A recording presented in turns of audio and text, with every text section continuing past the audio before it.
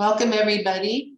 I can introduce myself as Stephanie Grilly. I'm a member of the Yale Alumni Association Board of Governors, and I have the honor of being able to organize and facilitate the Careers Life in Yale virtual programming, which is organized by alumni, with alumni, for alumni and students. And it's a distinct honor because I get to meet such wonderful Yale alums, and particularly I think over the course of 2 years plus maybe that these been happening, I think they greatly expand on what actually a Yale alumni is, or who they are, and we're cut a very different cloth. So the summer programming has, tends to pull things back a little bit, but over the years, we've seen that people really seem to be drawn to what do we do now? Or, many of us maybe over the past 2 years have found ourselves saying, what now? When we hear the barrage of one event after another. But if we look at that question with a little more optimism and a little more positively, we can turn it around and say, what now? And that is exactly what our distinguished guest this morning, or I'm in Denver this morning.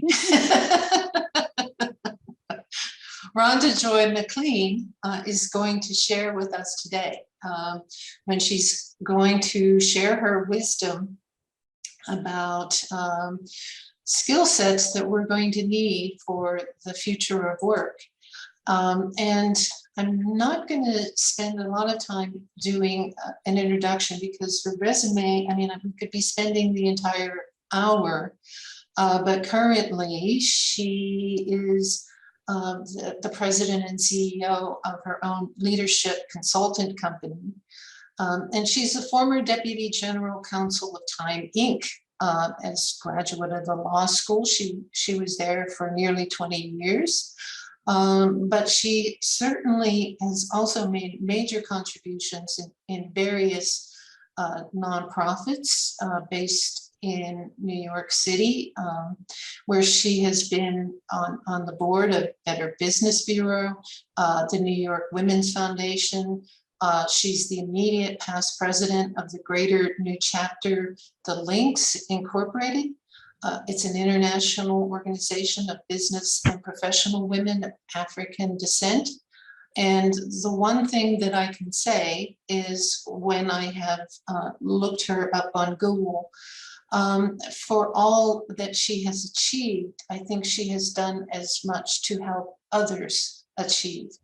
And the response that I've gotten, or that has emerged from posting this event on Facebook, I think there are even some people here that maybe can attest to how she has helped them personally.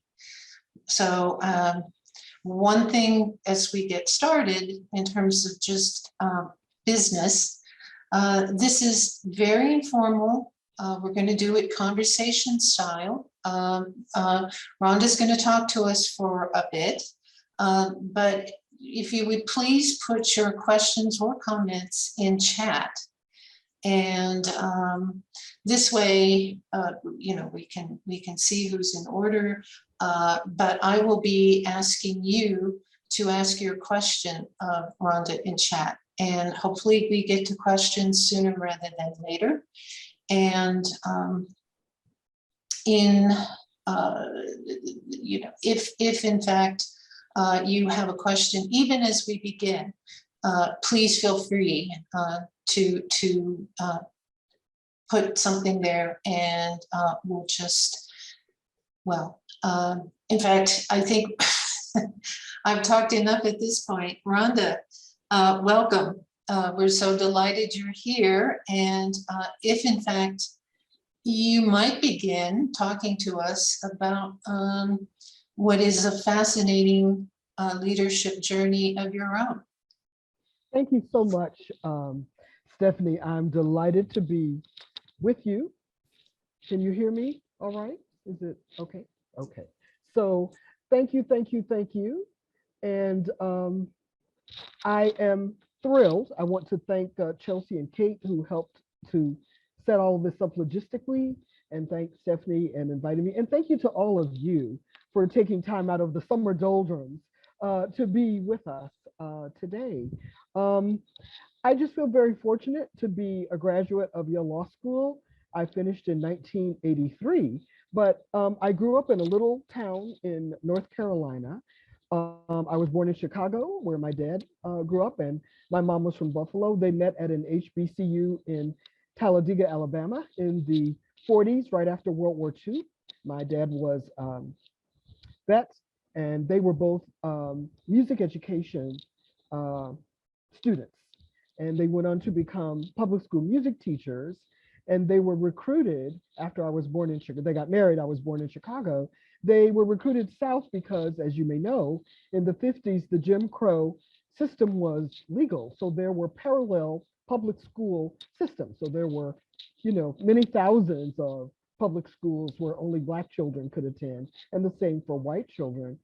So my parents thought they would be in North Carolina at best 2 years. They had a starter baby. I was 6 weeks old when they moved in 1952, and they never left.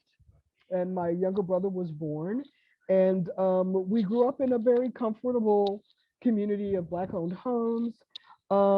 But what we were keenly aware of is that there, were these legal restrictions that my parents were unfamiliar with, having grown up in Chicago and Buffalo, respectively. So when I was in the 8th grade, I was 12 years old, and I learned that there had been this Brown v. Board of Education Supreme Court decision, but that no action had been taken to comply with it in North Carolina, even though it had been rendered when I was 2 years old. So for quite a number of years, nothing changed in North Carolina. But after the 8th grade, the Legal Defense Fund filed a number of lawsuits against local boards of education to get them to comply with federal law, which they eventually did.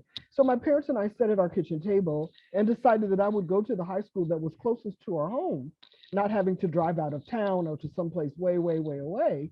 And we didn't think we were doing anything political or even all that unique or important, because they both went to integrated schools. Well, in August of 1965, I had just turned 13.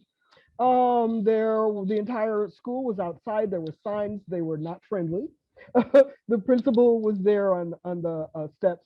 He did not want us to enter. We had to be escorted in by a sheriff and his deputies with guns. So we didn't expect there to be all this excitement. I got there. There were 2 other Black girls, both of whom I knew, but we each did not know the others would be there until we arrived. So I was 13. They were both 14, and we were freshmen in high school. And so here's the reason I bring that up. That has a lot to do with who I am and how I walk in the world.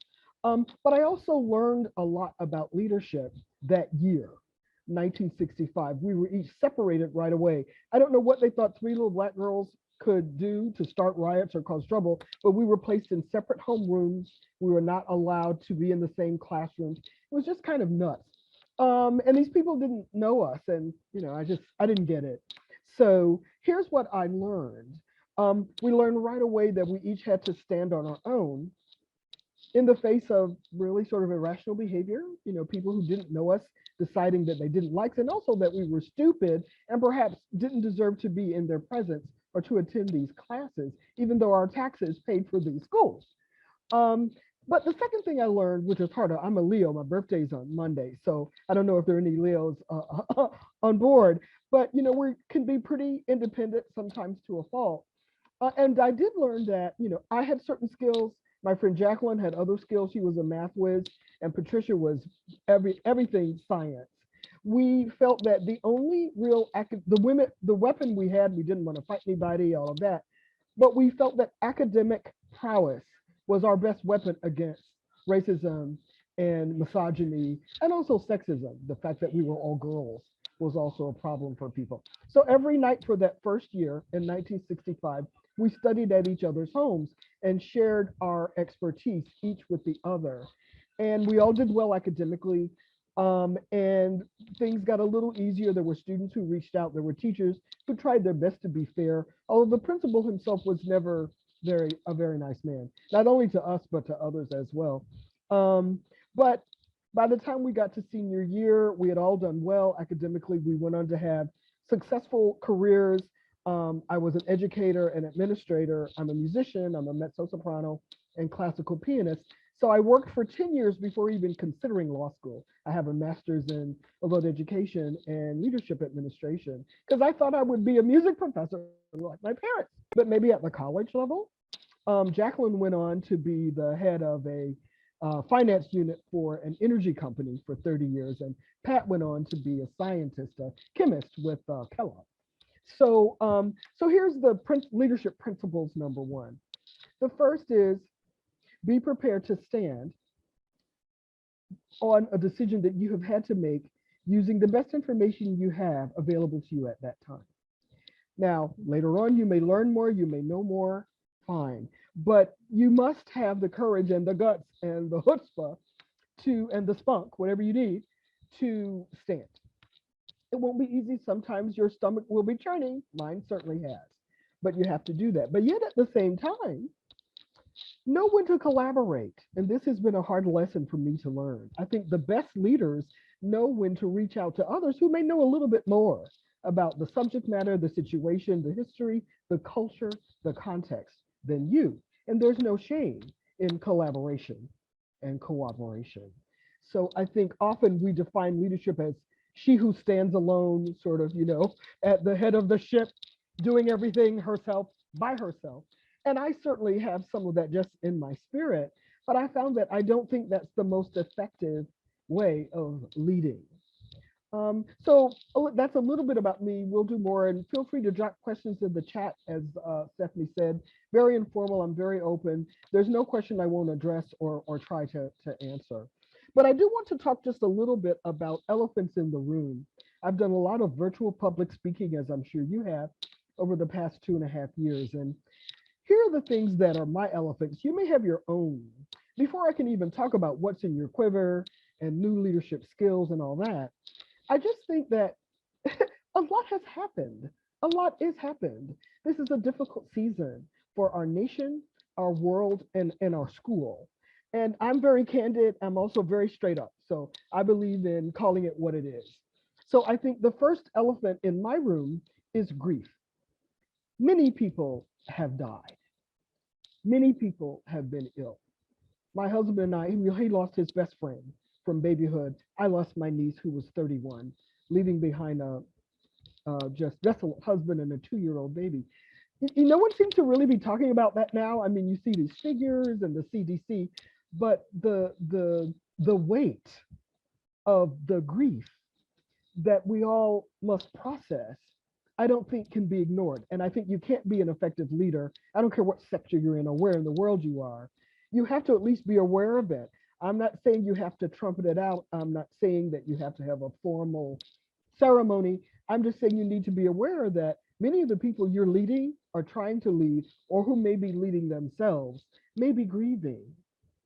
And I think an effective leader is going to need to be aware of that and allow time for that to happen. The second element for me is self-care. It's a cute word. You hear it all the time, and people talk about yoga and retreats and massages. That's a part of it. But again, I'm thinking a more of, just as I was speaking about grief writ large, the world is grieving. I think self-care now is now a leadership skill, because if you don't take care of yourself, and I've just seen it, I've had friends who just burned out. They're zoomed out, they're just webbed out, and they're tired of meeting in virtual rooms like this. And because all the rest of the work, the strategic planning, the budgeting, the fundraising, the recruiting, the hiring, the firing, the performance reviews, all that stuff still has to get done. But once again, like there's grief, if you have not taken good care of yourself over these past few years, if you're tired and burnt out and maybe just a little what I call short and crispy with people, you may want to give yourself a timeout. So maybe you need a timeout. And it could be an occasional one. I learned to put into my calendar, something fictional, like I'm meeting with Stephanie Grilly, but what I'm really doing is going to the hairdresser, or I'm going to the museum to walk around and look at art, which I'm going to do tomorrow night at MoMA to see the Matisse exhibit. So I don't know what works for you. Maybe it's hiking, traveling around the world, cooking, reading. I love murder. I love all of the things I just mentioned, except maybe hiking. But music. But I am saying to you that I think effective leaders don't spend so much time on the well-being of others at the expense of the well-being of themselves. And women in particular are known to be compassionate, really nurturing, wonderful, wonderful leaders, but often not very good at self-care. And the last elephant that's in my room is uncertainty. I think that life has always been uncertain. There's always been, you don't know what will happen next. But I think given everything that's going on and just the tumult of the last few years in every way, at every level, I just think we need to be aware. I often feel like the sands are shifting under my feet. So maybe from the time someone asked me to conduct a retreat for women law partners to the 2 months later when I do it, there's been some major upheaval in the world. So I'm like, how should that impact what I'm sharing? How should that impact how they're leading? And how can I facilitate their being the most hopeful and helpful leaders that they can be? So my 3 elephants: grief, self-care, uncertainty. And I will invite you to think about and jot down for yourself, are there any things that are larger that perhaps you haven't really given voice or language or words to? Whether you're a leader now, whether you're a student leader, you may be an entrepreneur, you may be considering launching a startup, you may be an academic, you may already be practicing your chosen profession, you may be considering transition, many people are. All of that is wonderful and fine and very normal in these times, but I would urge you to take care of yourself and give yourself grace as you do these things. So I just want to stop. There's a question in the chat. Right. Yeah. I was going to say, you haven't gotten to the Quiver yet, but I think Lulu's has a question that kind of is a very general, kind of very good question as we head in that direction. Lulu, do you want to ask your question? Along the lines of what you said, may I call you Rhoda? Rhonda? Rhonda, yes. Language, cultural context. We Yes. talk about DEI is like a big thing in corporate world, that depending on the context and the audience, I find that leaders are defined by different words, Yes. Tribal elders. But I also find that there is not so much in the context of the corporate world, but in the context of, cultural identity, there's something sacred about being imbued as a leader. You're anointed, whereas Google will select you based on your management experience, which to me doesn't always make you a good leader. Agreed. Thank you. And I also see there's more to your question. You talk about differentiating between leaders and managers, which I often am called to do. But first, to your point, the cultural definition of leadership varies throughout our nation and throughout the world. So we're in what is called a patriarchal society, where a lot about leadership is aligned with the military. And a lot of leadership training is based upon military training that goes back as far in Greece and Rome. So one of the things I learned when I was getting my master's was how often, hierarchical leadership, sort of with levels very rigidly demarcated, were felt to be the model for leadership in corporate America, and perhaps even in academia, depending on who you talk to, and perhaps even in spiritual America. I'm now coaching ministers or women of color who are exploring calls to ministry. And it's interesting that all of them have these questions about, what is leadership and how can I know when I am called to be a leader. You know, often we've been told, I was told, leaders are born, not made. I very much disagree. I believe that leaders, great leaders, can be made. And that one of the things I learned, I was just so blessed that and gifted with a mentor when I finished college early. I was 19, and then began to set up Head Start programs around the country, which I did for 10 years before going to law school. And one of the things I was so happy to learn was that there was the Center for Creative Leadership, and many of you know there are many others, but really wondrous, magical places where all people do is think about what leaders, how leaders lead, how do we help them lead more effectively?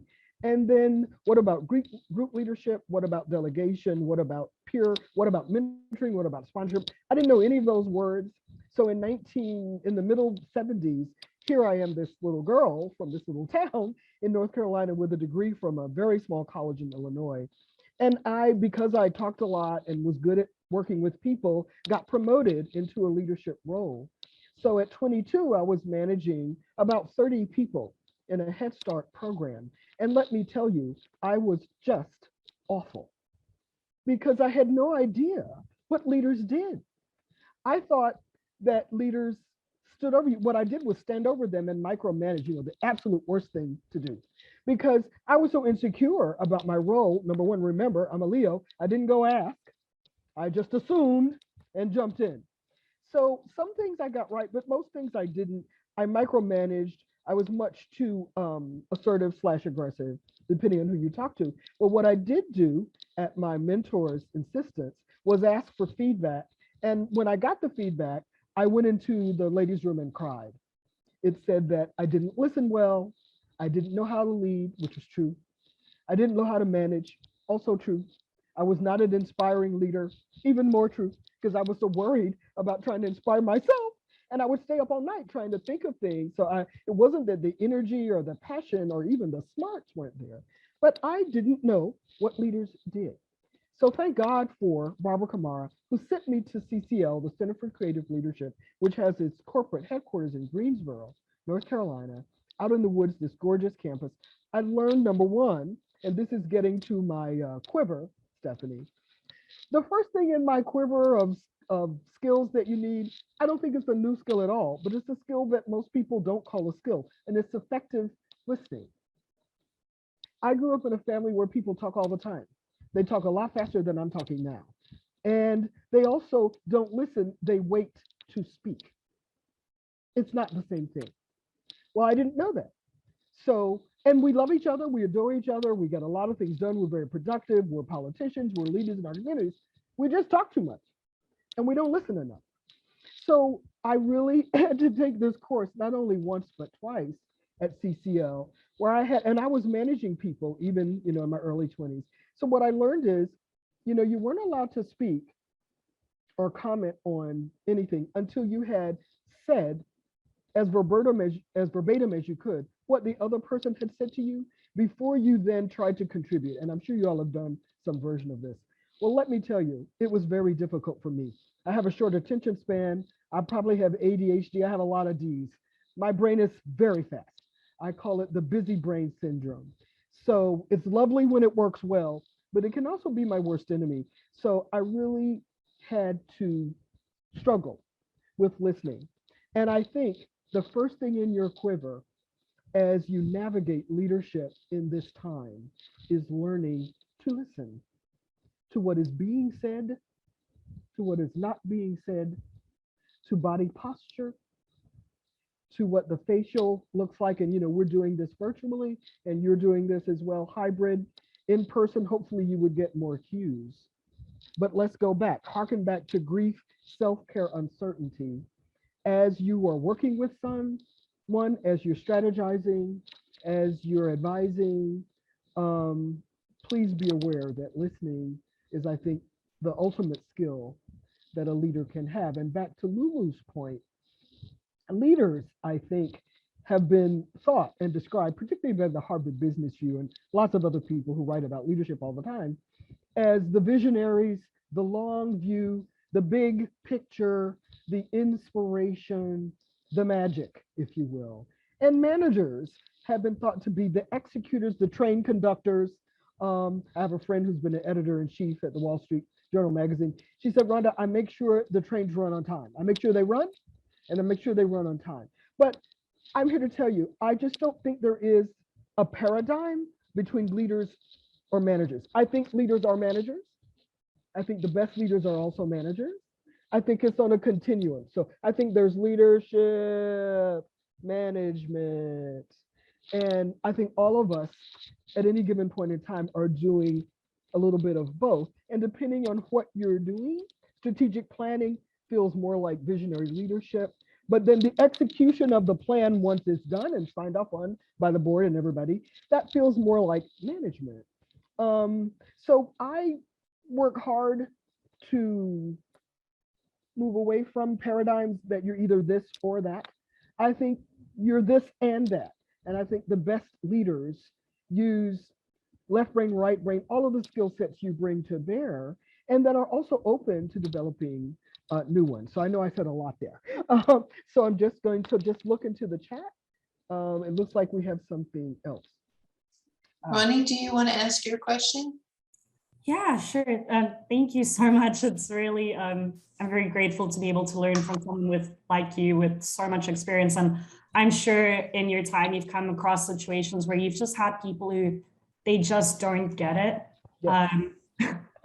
How do you handle that? Especially if you're not in a position to maybe repurpose them somewhere else. And then also, especially if maybe they're above you and you need to manage up, like what are your ways of doing that?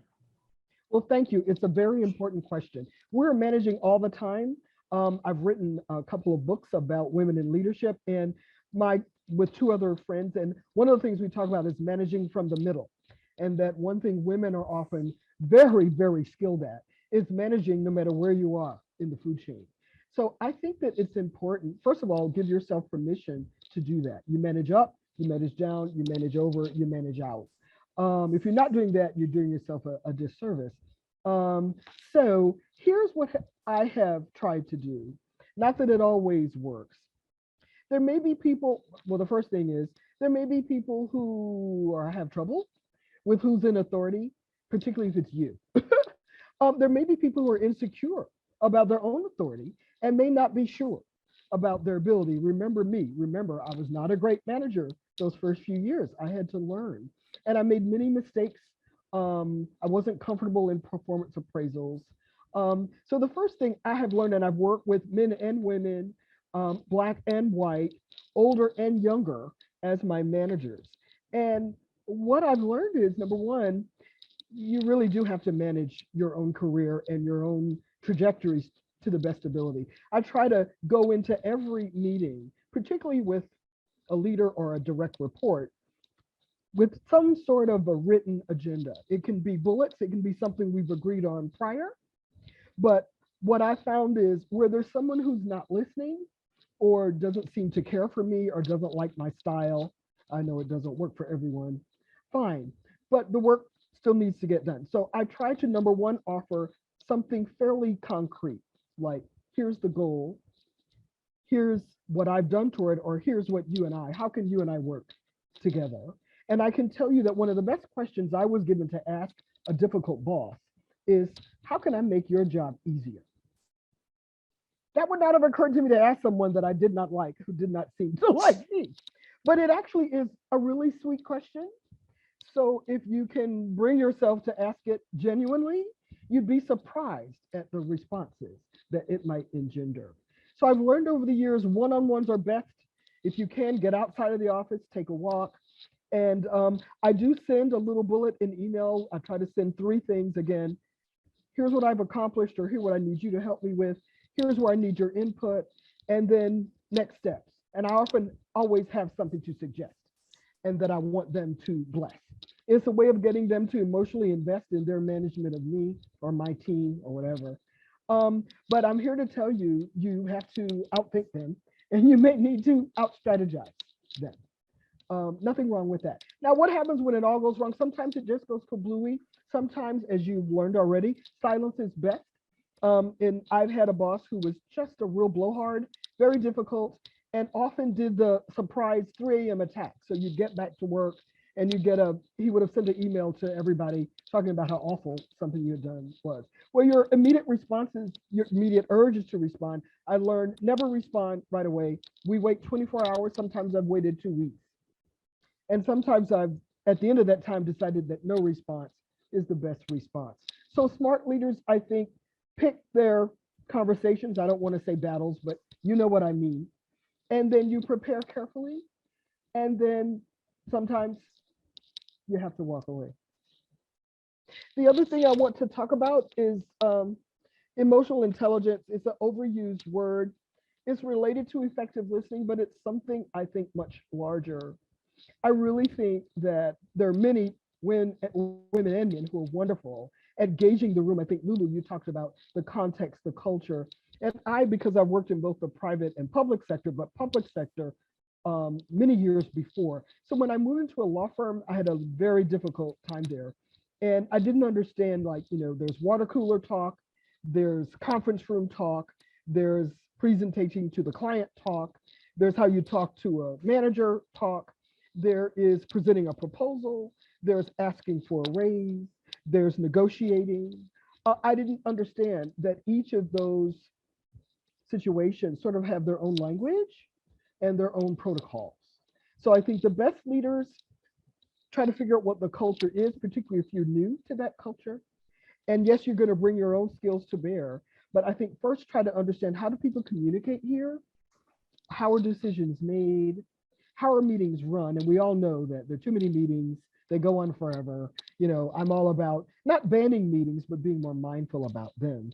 So I would urge you, as a part of what I think is emotional intelligence, it's really, I think, emotional counter tactics. It's like a strategy of learning everything you can about the people you're working with, where they come from, what they're interested in, as well as the larger things. What are the goals of your organization? What's the mission?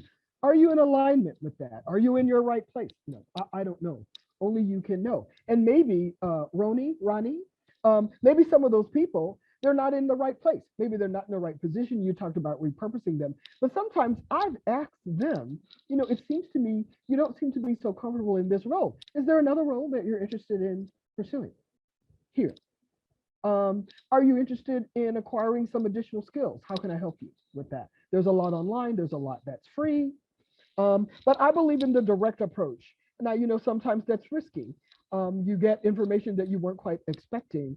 But for me, direct is best. And then you must prepare yourself. You may hear some things that don't sound good to you, and it may be about you and your leadership styles. Just as I got, you know, that feedback and went into the bathroom and cried, but I came out and made myself a better leader. Over the next 10 years, I worked very hard, and I think I'm pretty good now. So, and I've tried to learn. So let me just, I think there's more in chat. I don't want to just go on. Yeah, Allison, do you want to ask your question? Sure. Thanks so much. This is really a special conversation. So I'm so glad that you put grief first and forward when you talked about our changing workplace. And I just wonder if you could talk more about what validating grief could look like in the workplace. I have seen it in the past done in different ways. You know, it can, proper validation of grief can make people feel incredibly connected and strengthened. And yet I often see managers thinking about grief as a sort of challenge, negativity, a potential downer on the mood of an environment. You know, be careful, don't dwell on it, be efficient about it. And all of this, I think, is a missed opportunity, but I want to hear your thoughts if you would. Well, thank you. It's a wonderful question and an interesting one, because it takes some courage, number one, to even say it, because it can be a downer, and it scares people because it's not easy and it's individually experienced. So my grief may not look like yours. So I think if you try to have an organizational event, that, you know, that's not the way I would go. So I tend to do a lot of asking for input doing my best to be as genuine as I can, that I'm not just asking for it for the sake of it. I really believe in engagement and investment, and I believe the best leaders create a safe space so that the people that they are working with and for feel that they can say, I am grieving, I'm not ready to share it publicly, but I want you to know and thank you for asking. So every member of my 12-year team that I had for 17 years knew that there was space on my calendar individually, and then we had bi-weekly, and sometimes we moved that to monthly team meetings. So individually, they could say or write to me, this is really a tough time. I'm not ready yet to even announce that I've lost my 5-month baby in utero. I'm not ready to announce whatever it is I'm not ready to announce. So I tend to honor what my folks tell me. And then you may have, depending on your culture, there may be a team that regularly looks for ways to validate, I love that word, how people are feeling. And I like another term that you use that you hear that I like is taking the temperature. So I like to take the temperature of a workplace by sort of, individually monitoring, checking with leaders, but also the people on the ground. Like, what are the people in the cloakroom and the mailroom? What are they saying? What are the administrative people saying? What are the delivery people saying? So then you get a better sense. It's not just 30,000 feet, it's all of the feet. And then what can we do? Maybe we do different things for different people. So maybe there's something that is quiet and that we make a space available that individuals who want to call it a safe space, say that this is an opportunity. I've brought in mental health professionals. I've invited them to speak to everyone, and then made it possible for people to arrange for individual treatment or sessions. Spiritual counseling, again, confidential, in private, offsite, or virtual.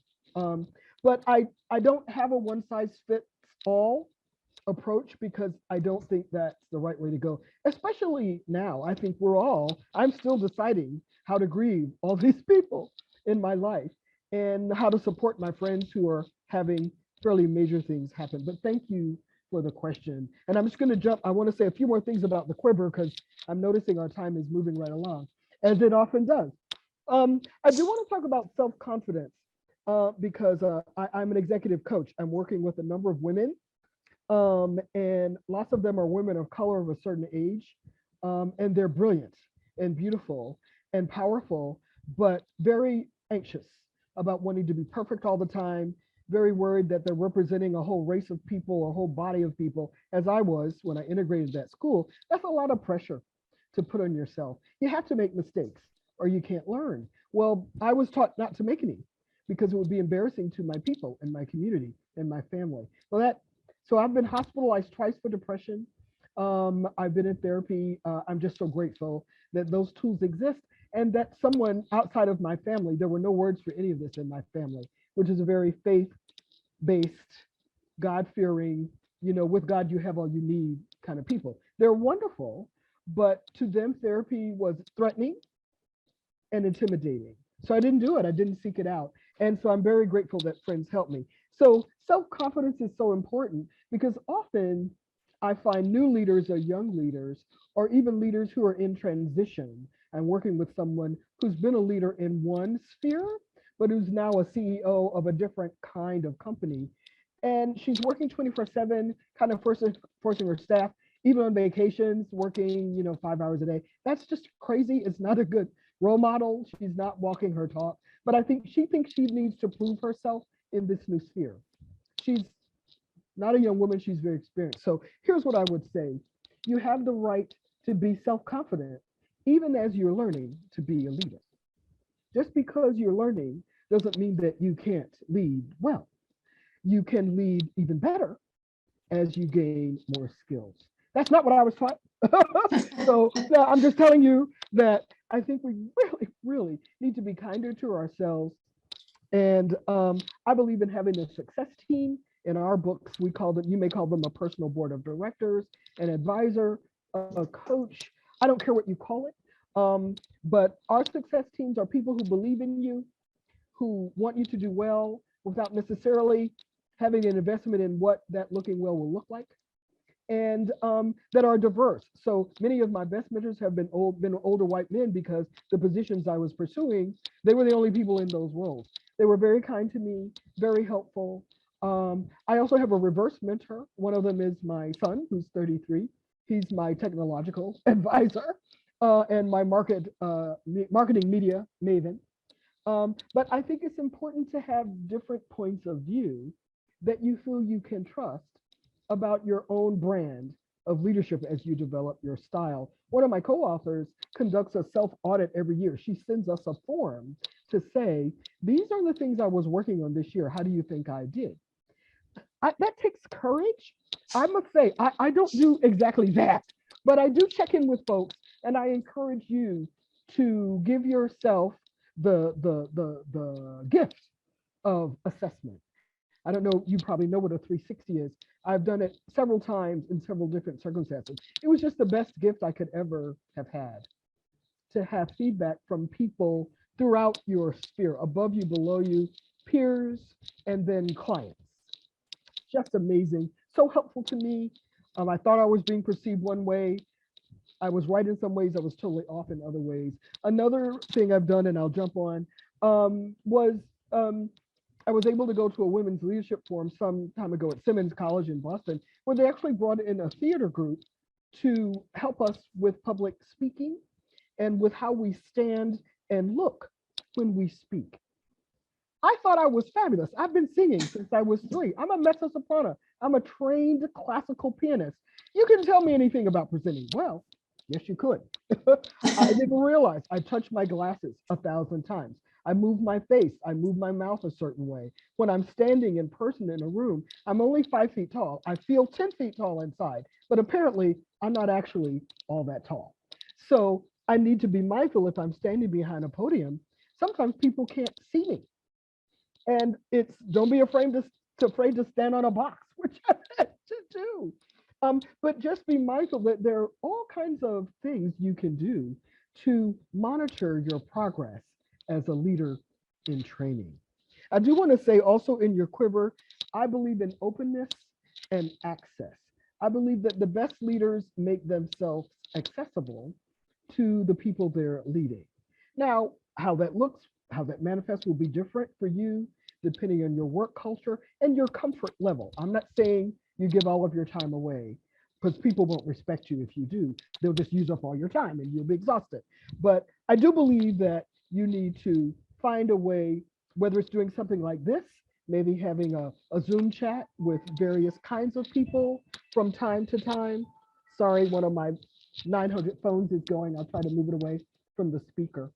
So anyway, and I do want to, back to Lulu's point, the big skill for me, and I want to be careful, I just believe that diversity has been and is now a strength of every culture. So the best leaders, I think, should be aware that you don't have to know everything to lead. You can hire people who are smarter than you, who have skill sets that you may never actually have. And you can build an absolutely unbeatable team. I think that women, more so than men, feel that we have to have, for example, if there are 10 skill sets for the next level up, we may have 9. So we won't apply for the job because we don't have all 10. Let me tell you, I've hired many a person over the last 50 years, mostly men and certainly young white guys. If they have 2 of the 10, if they have 1 of the 10 skill sets, they will apply. And their assumption is, I'll learn it on the job. So I think that there's a lot of room between 1 of the 10 skill sets and 8 of the 10 skill sets, and how you assess your candidacy for leadership and for the next position. I'm always encouraging you to go for it as intelligently as you can, be as well informed, meet with people. I coached a woman yesterday who has a huge interview tomorrow for a big job at the Department of Defense. I think she's ready. She's a woman of color, and she worries a lot about sounding hesitant when she speaks. So we worked on actually rehearsing how she sounds. Because as you know, leaders need to sound like leaders, or people will not follow them. So let me stop. I see there's a lot of activity in the chat. So Yeah, Angela, do you want to ask your question? Sure. Good afternoon, everyone. Rhonda, I would first like to thank you for sharing with us today, with all your vast experience. I wanted to know what you feel are the most transferable skill sets that have served you well across the various roles, industries, and organizations that you've been a part of over the years. Thank you. What an interesting question. Thank you, Angela. It's nice to meet you. Well, I should tell you that my whole family, my mom's family and my dad's, were very active in the communities, in their churches, in their civic engagement in politics, and in community improvement. So my uncle, my mother's brother, was the president of the Buffalo Urban League for 35 years. So every summer we would go to Buffalo because that's where my grandparents were and my mom's siblings. So I spent maybe a month every summer from the time I was born until I finished high school. And one of the things my uncle did when I was about 13 or 14, he let me follow him to work. It was such a gift. He spent the morning in the mayor's office. The mayor was German, very brusque, big, beefy man, nice man, but just had a gruff way of speaking. And so my uncle seemed to speak gruffly with him, but in a fun way. So they obviously knew each other, shook hands, but I was just in the back of the room, a little mouse, just observing. So then we left there and then we went to the ladies who lunched. So these were what I would call silver tips or silver haired ladies who raised money for the Urban League. So kind of the ladies of a certain station, if you will. So they were planning a gala, whatever word you use, for the Urban League. And they raised money for job training programs, for internships, for wonderful things. I mean, my uncle did amazing things. So they spoke English too, but it was very different. It was more what I would call high tea English. Okay, then we went to his office where I must say my uncle was a tough boss. So very demanding, very, so I'm not sure I could have worked for him, but I loved watching him command his troops. But then right after that, we were out on the streets of Buffalo and he was recruiting men into the job training programs. Well, that was English too, but it was very different. It was very down home, slang, dare we say a few choice words that I certainly wasn't permitted to speak. But what I learned from him is you really need to speak many languages and all of them might be English. And I really try hard to, it may be that people are used to speaking, in whole tones, if you will, very formally, very politely. I tend to be, as you can see, I try to mix humor with candor and then try to put a little punch in there. And that's pretty much my style. That doesn't work for everyone, but I've learned that I need to be authentic and I need to be me. So I can dress this style up or down, but for the most part, this is what you get when you get me. But I do try to listen. And if there are people, particularly if I'm doing one-on-ones and they're not hearing me, then I'll try writing it out. I'll try asking them to write to me, what do you need that I'm not giving you? But again, this all gets back to listening. I think the best language is the language that is used by the workplace that you're in for people to communicate effectively. So for example, at times there were acronyms. It took me a full year to master the acronyms because the MBAs, people with MBAs use acronyms differently than people from the arts. And editors were very different from publishers. Oh my goodness. So that was, so I hope, Angela, I hope that at least attempts to address your question. More questions, please. Well, I'm going to leapfrog over Esther's question and go to Rob. Rob, Yeah. Hi, Rhonda. First of all, thank you for sharing your experiences and your stories. It's really great. And I want to go back to your growing up in North Carolina and living in New York City and having been in the corporate world. Just curious about, I don't know, maybe in some ways talking about your uncle, but what else, what you might have learned or think about what you got from North Carolina and the culture there that you apply to corporate America that's still very helpful. Well, thank you. It's a great question.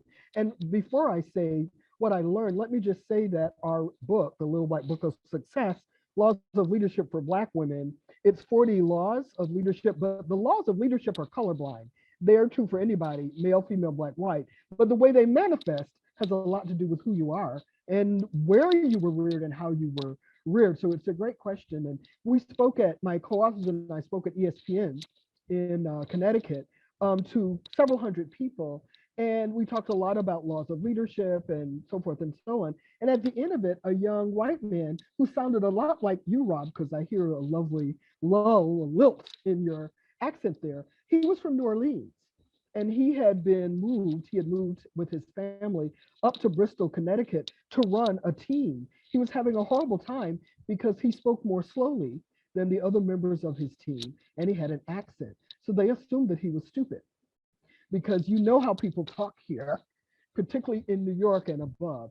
It's faster, it's a little staccato, it's a little bit more chopped. And people expect that if you're running the show, you need to sound like that. And if you don't sound like that, perhaps you should not be running the show. So he was getting pushback, he was getting disrespect, and he really was at a loss. So he felt we were talking about people of color and how people of color can be more comfortable in the workplace without turning themselves into someone that they're not. He said that that was helpful to him as well. And one of the things we shared was, is there a way that you can be vulnerable to your team? Is there a way, rather than just trying to fight it out and duke it out, I'm the boss, yes I am, even though you're trying to act like I'm not. Is there something you can share? Is there something that you need to learn about where you are that they can help you with? Could you do something that you don't know how to do well, like bowling with them?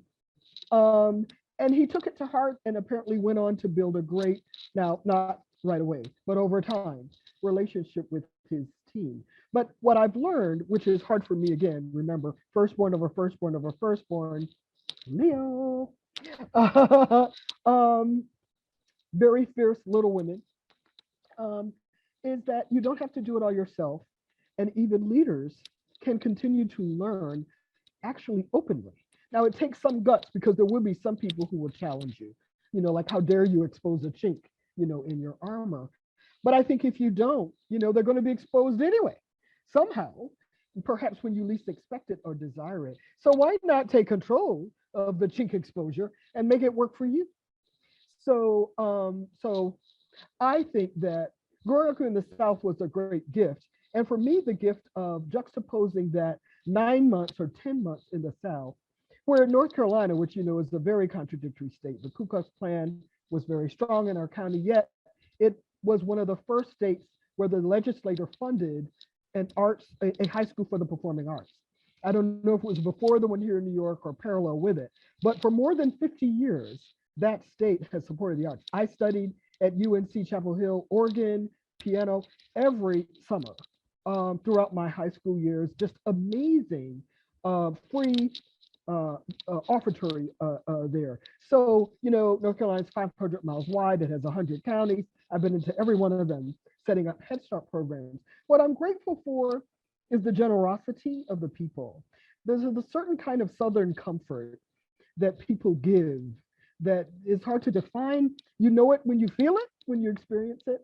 It's hard to define. And I think I do that. People tell me that I give them comfort and that I give them ease and space, and that they are comfortable sharing sometimes some fairly intimate information with me. So I'm grateful. I think that was a gift from my childhood.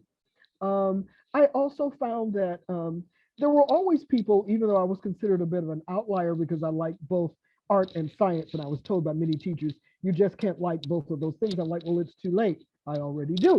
So you're not being helpful to tell me that I can't do it. So, but I'm grateful, there weren't magnet schools, there weren't schools for the gifted. I finished high school at 16, college at 19, just because people didn't know what to do with me. So, you take a test, then you go on to the next thing. Now I think there are many more opportunities for smart people to grow, because I was emotionally a bit stunted. And that, I think, was a part of why I was such a poor leader in my 20s. I had the smarts, but I didn't have the, emotional maturity. So I'm grateful for all of those gifts. And thank you for the. Well, we're getting to the top of the hour, but a lot of the conversation has been kind of like centering around the little engine that could. Jane actually has a question that comes at it from a slightly different angle. Jane, do you want to ask your question? Yes, I just have to unmute and start me here. Okay, thank you, Rhonda, for sharing so much with us today about these inner layings of what being a leader entails. And also, North Carolina in the house Yay! and a Leo. Yay! But I wanted to follow up with something that you said earlier in the hour, and that was about how it was important to self-care and to sort of separate and do things that is important to your leadership skills. But I'm also wondering if it's, at what point is it also necessary to step away from something completely, not just to take a break and self-care, but to completely remove yourself, and how one recognizes those kind of skills, that kind of situation? Thank you, Jane. It's a wonderful question.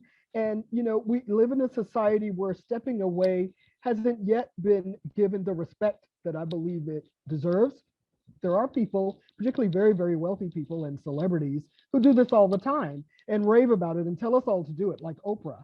You know, they tell us to do it, but, you know, they do it at a level that we won't be able to do that. Maybe you need to work. Maybe you're a single parent. You know, who knows what you need to do. So I believe that you need to cultivate what stepping away can look like for your life.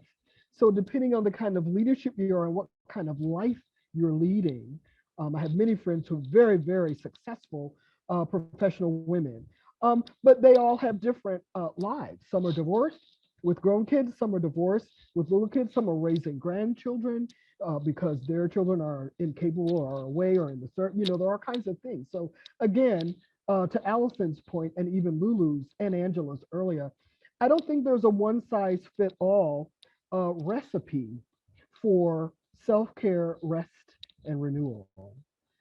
I do believe that it's increasingly important that rest and renewal are respected and that leaders model it for the people they're leading. So I have to say, I never had taken more than 1 week of vacation until I came to Time Inc. So I was 47 when I started the job at Time Inc. So you know how old I am. And so I really didn't know. Thank you. I see some people are leaving. Thank you. Lovely. Thank you for being with us. But I will just say that I didn't know you could do it. And then I didn't know you could do it and still be respected by your colleagues. So the fact that the CEO of a multi-million-dollar global company went offline for 2 weeks and had a bounce back that says, I'm away. And if you have a, you know, urgent need, contact so and so and so and so. So please trust me, I'll learn how to do that right away. And again, not everybody can do that, but perhaps you can do something once a week. Sometimes you can form an emotional support network online, which I encourage. I met with a group of women branch bank managers for JP Morgan Chase in Dallas, Texas. Dallas, Texas, I don't know if you know, Dallas is as big as the whole state of Texas. I mean, it's huge. So these women who all had the same jobs, they were managing, each of them, up to 300 people, millions, if not billions of dollars passing through their hands, huge jobs, so much responsibility. They each felt isolated, alone, burned out, and exhausted. And they felt that they were only as good as their last deal. So what I encouraged them to do was to form a network like this one. I'm like, maybe you can't actually drive 50 miles to have breakfast with someone, but could you have an online once a week just check-in? And then maybe of the 8 or 10 of you, maybe 2 of you might have a in-person meeting once a quarter. But I think we have to be creative about how we lead, but also we have to be creative about how we take care of ourselves. There's no one size fit all, and there really are fewer rules than we've been led to believe. Well, we are getting the comments coming in and the thanks and the, you know, just how wonderful this all has been.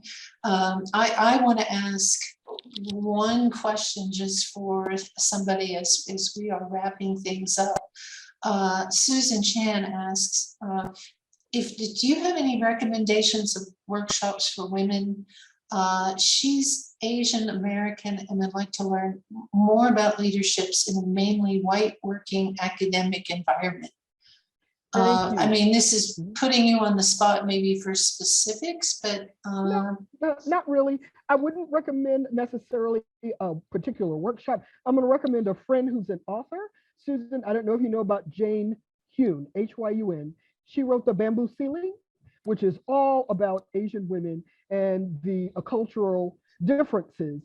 And she was a very successful woman, one of the few Asians on Wall Street. She's now recently, she either is in the process of updating it or it may already be out, but I love her.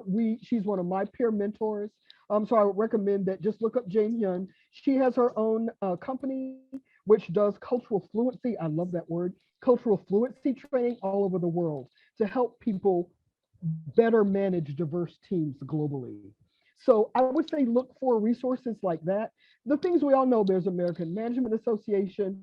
Within, I don't know what work you do, but within, if you're in the university setting, academia, within all of those settings, there are associations that offer, I hope, some sort of support for women. So I would say, look for that. I don't know that one's better than the others. When I was promoted back as a federal prosecutor, I went to the American Management Association, which is here on 6th Avenue in New York. And I took managing difficult people twice. I had 3 administrative people who didn't speak to each other. They were awful. They made our lives terrible. They were just nightmares. So I had to learn how to manage them. So I've done it sort of workshop by workshop, looking for if there's a situation I'm attempting to address. And just now, thank God, there's a lot online. Harvard Business Review, even LinkedIn now has learning and sessions, free webinars. So I would say maybe look for those things first. Professional organizations, women's networks, authors, research, free online webinars, or maybe some places to start. all right, and it's all agreed, we're gonna come back a week from now, this group. And do this again. Well, I'm gonna be on my birthday trip to Maine, so I won't be with you, but you guys have a good time. Yes, you're on my personal board now.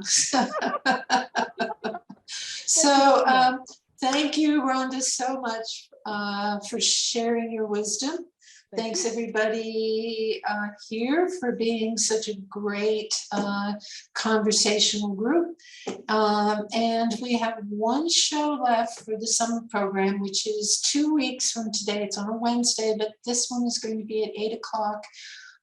Young alum Bo Reynolds, who's going to be talking about normalizing disabilities, which I think I know Bo personally, and actually, disclosure, I mean, I used to be president of the Colorado Yale Association. He was vice president.